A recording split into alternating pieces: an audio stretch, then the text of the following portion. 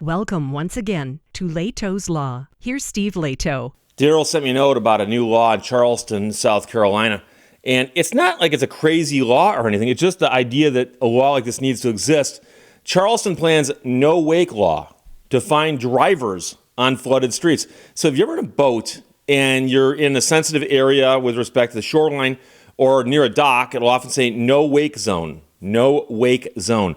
And they want you to run your boat so slow that it's not creating a wake, because that can cause problems, like I said, in sensitive areas near the shore, or if you're near a dock, for instance, people trying to get in and out of the water and so on, and you come zooming by and create a tidal wave or a wake, take your pick. It's not good.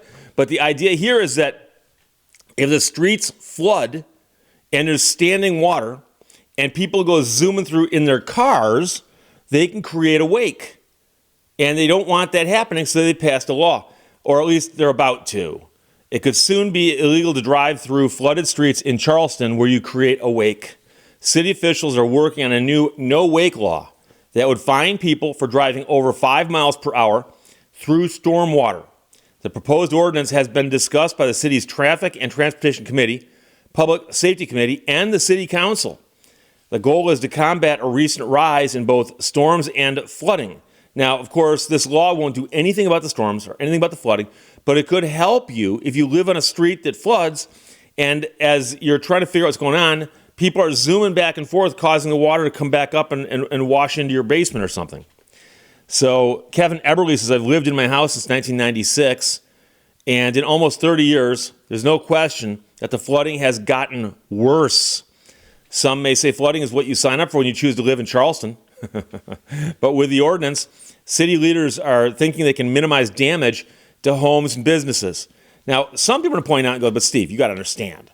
If there's that much water in the streets and the yards flooded and the basements flooded, someone going by and creating a wake doesn't make it much worse. No, but you do try to control what you can, okay? So every time someone goes through a street that's filled with water, even if it stopped raining, the sun might even be out. It creates a storm for the people who live along that route, said city councilman. While the city typically closes major roads and intersections during storms, one man said his neighborhood still sees a lot of traffic. So he says he's in an area where streets hold a lot of water.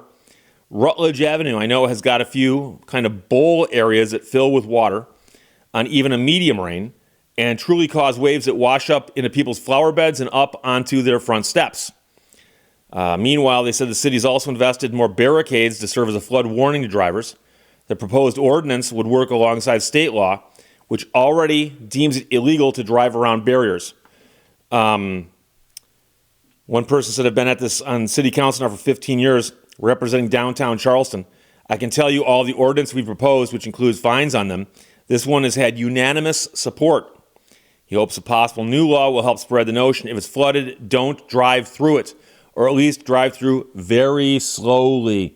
And this is actually a favorite topic among me and some of my friends, because every time it rains hard in southeastern Michigan, there's a couple things you can count on. And the news stations will always have photographs of some of the same places. There's a freeway in Detroit called The Lodge. And the freeway is interesting in Michigan because it is sunk below ground. So if you get in the lodge, you're actually down where the walls are here and the homes and the rest of the planet is up there, okay? You're down among the underground dwellers driving along the lodge. And so you're down in the lodge and you're driving along and it rains really, really, really, really hard. Well, water tends to go downhill and pretty soon the lodge starts filling up with water. Now, my understanding is there are pumps to pump out the lodge in the places where it gets the deepest, except the pumps can fail or the pumps can fall behind. And so without fail, every time there's a massive rain, you'll see the news filled with photographs of people standing on the roofs of their cars because they drove their car into water that was like, 4.5, 5 feet deep. I'm not talking about they're sitting in their car because the water comes up the door jam. I'm talking about there's water over the hood and almost to the roof. And people standing on the roof of their cars waiting to get rescued or something.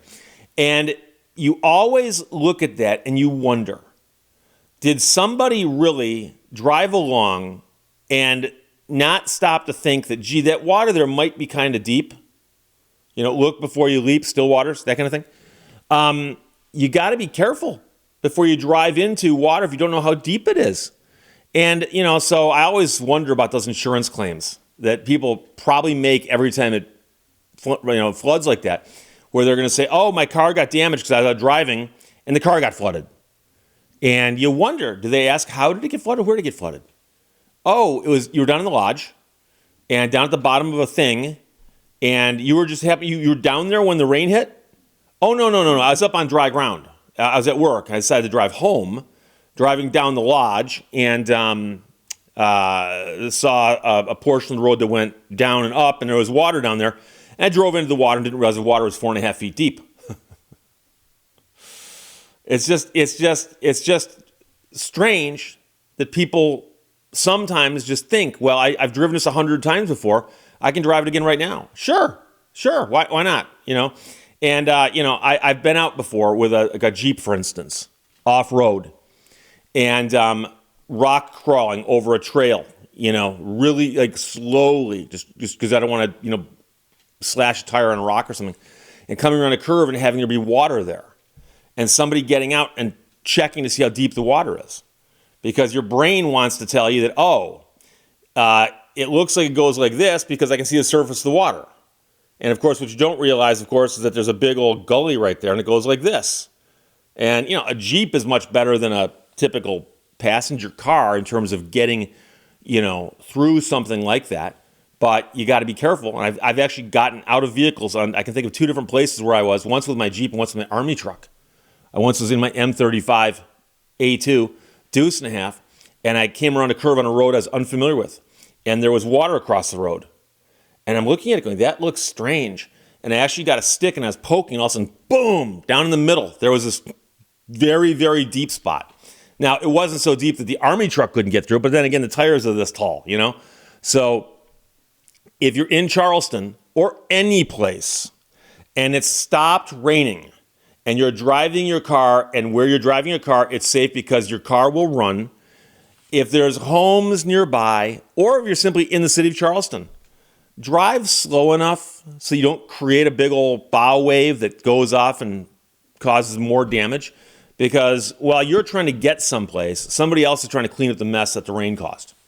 And so that can get ugly. But this is from WCIV, which I'm guessing is for Charleston, Channel 4.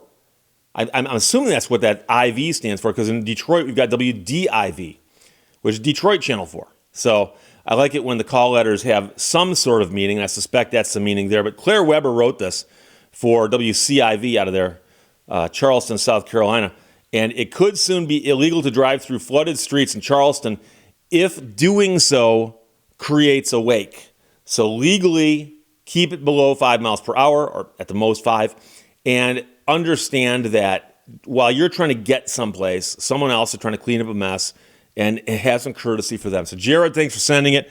It's a fascinating idea. And you always ask yourself, these new laws, where do they come from? Well, there's a need apparently.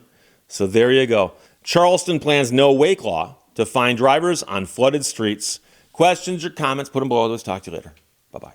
Thank you for watching Lehto's Law.